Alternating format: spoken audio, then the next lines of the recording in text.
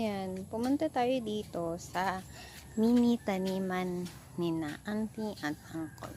Makikita nyo, meron sila mga tanim na American lemon. Yan. Kasi madami silang bunga.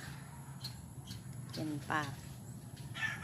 Meron pa dito kamuting kahoy, bayabas. Meron pang avocado. Meron din mga kalamansi. Yan. Ito yung mga bunga. Meron din.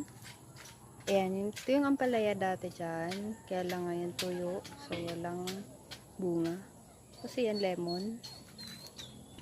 Punta naman tayo dito sa saging. Ito saging. Ito naman yung avocado. May mga manok yan. Tapos ayun pa. Ito pa. Tada!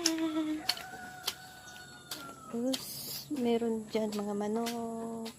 Tapos dito meron yan.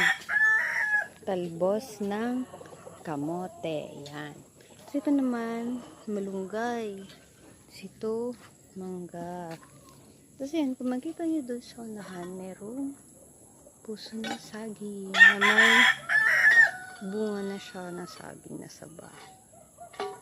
Yan. Tapos, meron ding napagkukuhaan na mga kangkong. Ayan o, kangkong. Yan. Tapos ito, meron ding bayabas. Yan. Okay. So, meron dito din sili. Saan yung sili? Sili. Yan eh. Ayan, mga sili. Yan, diba?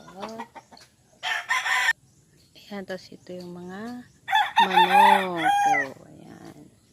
Yan yung view sa paligid. Yan, naglilinis, tatanggal ng damo dahil summer na. Tapos ito, yan. Hey. So, that's it for today's video.